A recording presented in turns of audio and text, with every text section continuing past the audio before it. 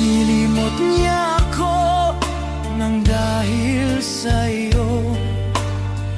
Kaya kong tanggapin sapagkat palad ko ang kaligay